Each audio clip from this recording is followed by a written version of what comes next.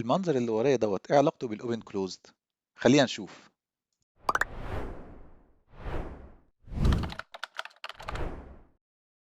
بسم الله نبدأ. طب يعني ايه اوبن كلوزد هنا بقى؟ اوبن كلوزد دي برنسبل او جايدنس قوي ممكن نتكلم عنه. صراحة خلينا نتكلم على فايدته، يعني بدل ما نخش في الخلافات الخاصة ب ان مش لازم يكون في اوبن كلوزد، خلينا نشوفه كده كجايدنس قوي ممكن يفيدني. السيتي اللي انتوا شايفينها ديت، السيتي ديت عبارة عن مجموعة من المباني اللي بتكستند، نقدر نبني والسيتي المفروض تمتد وتكبر طول الوقت. حطها كده كمثال للبرنامج بتاعك. لو انا البرنامج بتاعي المفروض ان هو هيكون جزء من نظام، زي مثلا انت بتعمل اتش ار سيستم، هل في حد بيشتري اتش ار عشان الشركه كلها مش هتستعمل غير اتش ار؟ لازم ميك سنس. فما ينفعش اديزاين اتش ار ابلكيشن انا بعمله على ان ما فيش حد يكستند عليه. نفس الحكايه، انا ما ينفعش اديزاين السيتي على ان هي هتكون محصوره على كام اول كام مبنى اتبنوا جوه السيتي. السيتي بيعمل الديزاين بتاع انها تكستند، الكهرباء لازم توصل للمباني الجديده اللي هتكون موجوده، ولازم جميع الاليمنتس بتاعه السيتي اقدر اوصل لاي جزء فيها، واقدر انقل البضاعه ما بين اجزائها المختلفه او الناس او خلافه. ده معنى اوبن فور اكستنشن. طب هل في مثال لان هو ممكن ما يكونش اوبن فور اكستنشن؟ لو انا بنيت عماره والعماره ديت هيسكنها بعض الناس، العماره ديت عاده بنبنيها على ان مفيش اكستنشن بيحصل لها. بنعمل بعض الاكستنشنز الخفيفه جوه العماره، زي واحد يغير اللمض بتاع، بس اماكن اللمض تقريبا بتكون ثابته وكل حاجه جوه بتكون ثابته، واي تعديل بيكون صعب. يعني بيكون الراجل محتاج يهد حيطه ويعدل شكل الاسلاك، ولو نقل الحمام بتبقى مشكله كبيره جدا. ليه؟ لان المبنى دوت مبني مش عشان يبقى مش اوبن فور اكستنشن، هو بس اتبنى وخلاص، هو كلوزد فور موديفيكيشن ومرحله على كده.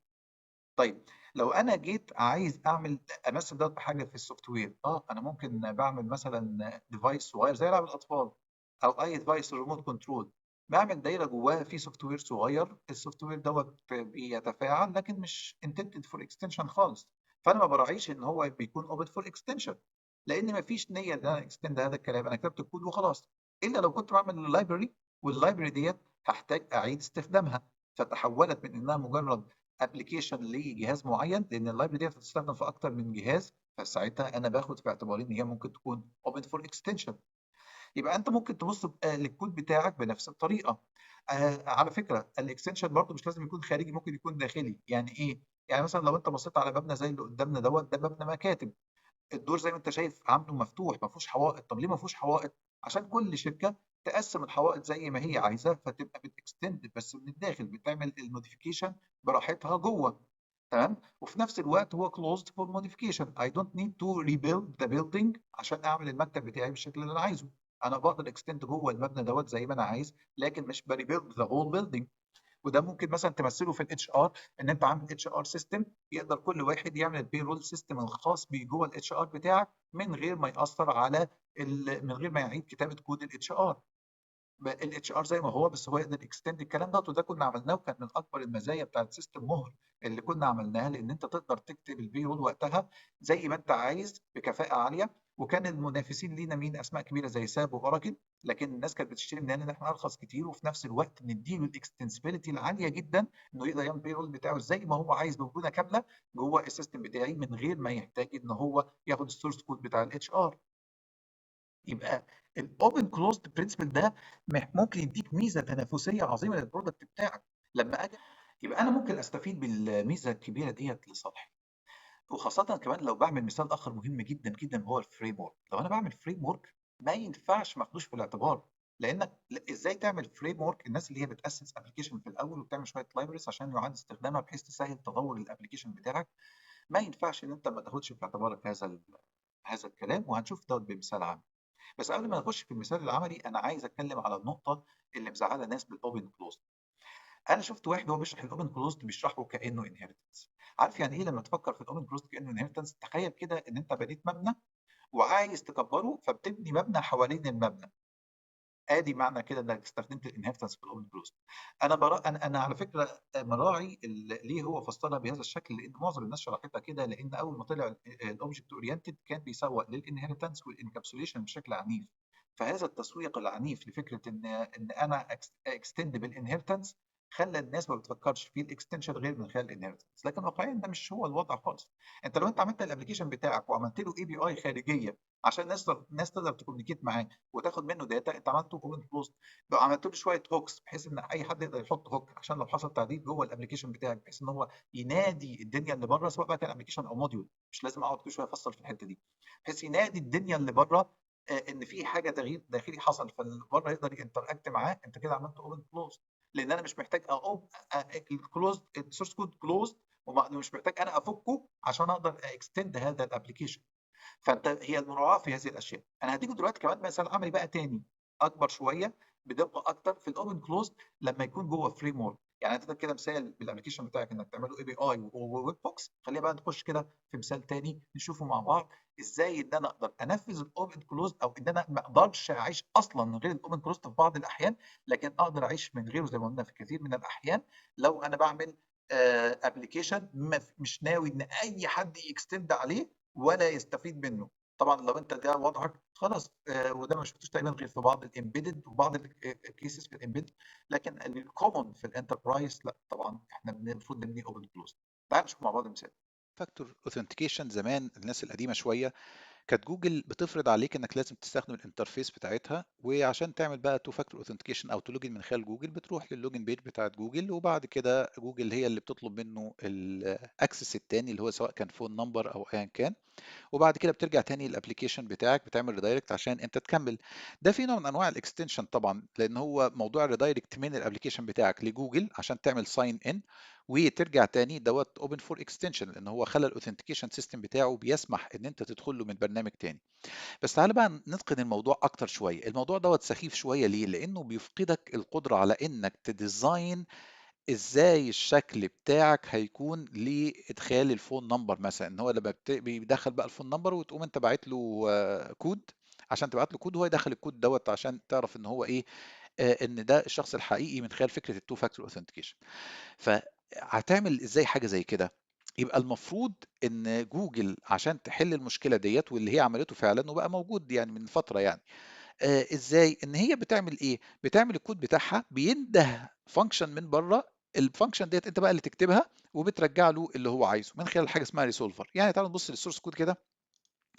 لو بصينا السورس كود هنا، انا هدفي مش ان اشرح التو فاكتور اوثنتيكيشن جوه جوجل، انا هدفي ان اوريك ازاي ان انت مش محتاج تفتح السورس كود بتاع جوجل عشان تعمل اكستنشن لحاجه زي كده، ان انت تقدر تاخد العناصر او الايت الكود اللي هيكتبه اليوزر لما يجي له مسج على الموبايل بتاعه. فهي قالت لك ايه؟ بص انا هديك ريسولفر، انت قول لي ايه؟ هات لي المالتي فاكتور ريسولفر. فانت بيبقى معاك ريسولفر اهو. الريسولفر ده عباره عن ايه؟ دي من خلال حاجه اسمها بروميس باترن. لو انت قلت للريسولفر اكسبت خلاص او ريسولف، القيمه اللي ساعتها الريسولفر دوت بيرجع للكولر ويكمل البروسيس بتاعته. لو انت قلت له ريجكت، ممكن لو انتوا عايزين اشرح لكم البروميس باترن ديت ان ديتيلز قولوا لي، لان ده مش الهدف ان انا اشرح البروميس باترن هنا، بس الهدف ان انا اوريك ازاي ان جوجل من خلال فانكشن اديتك فرصه انك يبقى معاك ريسولفر، وانك الريسولفر دوت تاخده انت بقى وتكريت يور اون تو فاكتور اوثنتيكيشن لوجيك بقى، اللي هو يطلع لك بقى شاشه شكلها جميل ويكتب عليها ويدوس اوكي، وبعد ما يدوس اوكي تقول له انت ريسولف، فيقوم راجع هنا اهو مرجع الريسولفر دوت لجوجل، فجوجل تقدر ترجع لك الكريدنشال بتاعتك. يبقى الفكره هنا ان جوجل اهو عملت كانت اوبن فور اكستنشن. ليه؟ لانها بتكريت فريم ورك، ما ينفعش ما يكونش اوبن فور اكستنشن، ولان انا دوت عامله ضمن فريم ورك في السيستم بتاعي، فبالتبعيه اي حد ممكن يستخدم السيرفيس ديت، فلا بد ان انا برضو اسمح لليو اي انها تكستند. فعملت انا ماي اون ريسولفر اللي هو كانه كول باك. فالكول باك دوت بيحصل ايه؟ هو اللي انا بقدر اندهه من جوه الفانكشن بتاعتي هنا عشان ينفذ الكلام دوت جوه اليو اي. فلو انا جيت عملت هنا find all references مثلا، آه لو رحنا شفنا احنا جوه الكومبوننت اهو، تمام؟ فاديك انت اهو جوه الكومبوننت. تعالى نشوف اللوجن بتاعتنا. فهنا اهو الستارت فاكتور ديت هي الاكستنشن بتاعي اللي هو بيتندى. يبقى اللوجن خدت فانكشن، واللي احنا اتكلمنا عنها المره اللي فاتت خدت فانكشن ما اتكلمناش عنها المره اللي فاتت، اتكلمنا المره اللي فاتت عن السنجل ريسبونسبيلتي. فهنا خدت الفانكشن دي، والفانكشن ديت بقى هي بتعمل ايه؟ بتعمل شويه حاجات. اول حاجه بتعمل كابتشا عشان تتاكد ان الشخص ده سليم، وان هو انسان حقيقي، واذا كان الكابتشا معموله قبل كده فخلاص مش محتاجينها. وبعد كده بتفتح ديالوج، والديالوج دوت بياخد من اليوزر الرقم اللي جاله على الموبايل وبيعمل ريسولف. لو في ايرور بيقول له ريجكت، فجوجل تقدر تكمل البروسيس بتاعتها الداخليه. يبقى جوجل واقفه على يو اي بتتعرض عنك، يعني هي عشان تكمل عمليه اللوجن وترجع لك توكن واقفه على حاجه بتحصل في الشاشه عندك. فده اوبن فور اكستنشن. فلما اجي بقى انا اتكلم بقى اصل احنا مش محتاجين الاوبن فور اكستنشن واللي هي بالدماغ، دماغ ايه؟ مفيش حاجه اسمها بالدماغ هنا. ليه؟ لان انت بتخلي الطالب بتاع العلم، زي ما قلت المره اللي فاتت احنا بنتكلم على ان العلم لازم يكون ليه اساليب تعريفيه. فانت بتخلي طالب العلم دوت مش عارف انه يقدر يكستند الابلكيشن بتاعه، فبالتبعيه ما بيقدرش يعمل هذا الشغل، ما بيقدرش يكستند. على ما يجي يكستند مع جوجل ما بيكونش عنده اي خلفيه مسبقه، فكانه بيتعلم من الصفر. طب انت دخلته الجامعه ليه؟ واحنا مدخلينه الجامعه ليه؟ مش عشان يتعلم الحاجات دي؟ طبعا المفروض الدكتور الجامعي ما يعقدش الموضوع بقى ويقعد يقول انهيرتنس. انا مراعي الناس. انا سمعت فيديوهايه شيطها معايا احد المتابعات، الفيديوهايه ديت فعلا بتتكلم عن كوارث بتتقال في التعليم الجامعي. والحمد لله ان يمكن انا ممكن ابقى احكي لكم برضو تجربتي عن ان انا ازاي اتعلمت البرمجه. لكن انا متعلم في هندسه، وكان وقتها حاسبات ومعلومات لسه ما اتفتحتش، فيبدو ان في حاجات اتعلمها الناس بشكل غير صحيح. انا مش هقول لكم انا اتعلمتها بشكل صحيح، انا لان كنت لسه اول كنت في هندسه، فبالتبعيه انا اتعلمتها من الكتب. فتعلمت اللي الناس يعني اللي بعد اللي الناس ايه الدكاتره كانت بتشرحه في الحاسبات والمعلومات. فالفكره في الموضوع ان لا، فعلا في حاجات كتير الناس اتعلمتها غلط. تعالى بقى نبص المثال اللي قدامي مثلا دوت في الاياب سيرفيس. هو جوجل عملت لك ايه؟ عملت لك انترفيس تمبلمنتها او ابستراكت كلاس تعمل لها امبلمنتيشن. خلاص؟ فده نوع من انواع الانهيرتنس، هو بيجبرك على شكل معين. انت هنا بتقدم مجموعه من الفانكشنز لجوجل، وجوجل بتقول لك ايه؟ بص ابعت لي بقى الفانكشنز ديت. ماشي، انا هدور انا في كول هنا اهي. فيرست، لا مش هي ديت. يا معين بسم الله اهي.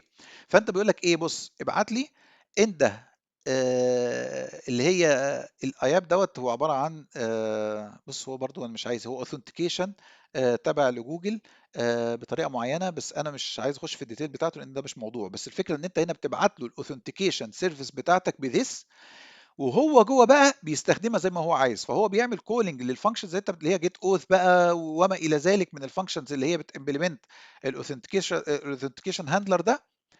اوكي، انت عملت كلاس بتمبلمنت الاوثنتيكيشن هاندلر وبتبعتها للاياب بتاع جوجل، وجوجل بتستخدم دوت علشان تقدر تكمل الاوثنتيكيشن لوجيك بتاعها، او تكمل اللوجن لوجيك بتاعها من خلال الداتا اللي انت بتعمل لها بروفايدنج من عندك انت لليوزرز ديت، واذا كان ده فاليد ولا مش فاليد والكلام ده. يبقى احنا هنا لاحظنا ان الاياب استخدم، خلي بالك، انترفيس عشان يسمح لك انك تعمل تمبلمنت كلاس عشان تبعتها له، فيبقى انت بتكستند اللوجيك بتاعه بالطريقه اللي انت عايزها عشان تعمل الاوثنتيكيشن، وهو في الاخر يوثنتيكيت بيزد على اللوجيك اللي انت بعته له دوت. لاحظ ان الفكره ديت هنا استخدمت انترفيس، عشان الانترفيس ده عباره عن ايه؟ عباره عن عقد بينك وما بين الاكستندر، ان انت هتلتزم بهذه المواصفات، هتاخد الانبوت ده عشان ترجع الاوتبوت ده.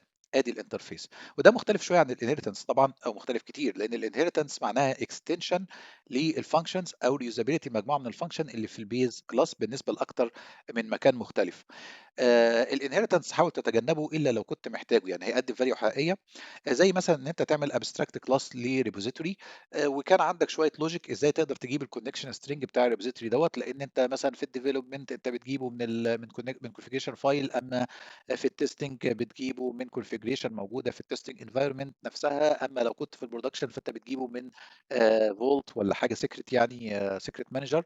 ففي هذه الحاله انت ممكن اللوجيك ده كله تابستراكته في بيز ريبوزيتوري كلاس، واي كلاس ريبوزيتوري تنهرت من البيز ريبوزيتوري كلاس، وهي يا دوبك تقدم لها كده ايه الكونكشن سترينج متقشره وجاهزه لها، بدل ما الدنيا تكون معقده وكل شويه نعيد كتابه اللوجيك دوت. فانت عملت شغل ري يوزابيلتي بفكره ازاء خفيفه، لكن ما تكونش الاصل عندك الديزاين على الازاء. يعني فكره انك تعمل حاجه اسمها بيرسونال، والبيرسونال بقى تقول اذا امبلوي واذا ستودنت والكلام من ده، فدي مش افضل حاجه. وهي دي بقى الحاجات اللي بتعمل مشاكل فعلا كتيره. وهنتكلم اكتر عن الانهيرتنس برنسبل في الجزء الخاص بالسكوب، هو مش مكانه هنا، بس انا بذكره ليه؟ لان الاوبن كلوز لما اتشرح من ناس كتير كان اتشرح بفكره الانهيرتنس. لا خالص، الاوبن كلوز شوف الامثله اللي انا قلتها لك ديت وفكر فيها، وهي ديت ممكن تقول ببساطه الاوبن كلوز. وده برنسبل مهم ان يكون في ذهن اي مبرمج.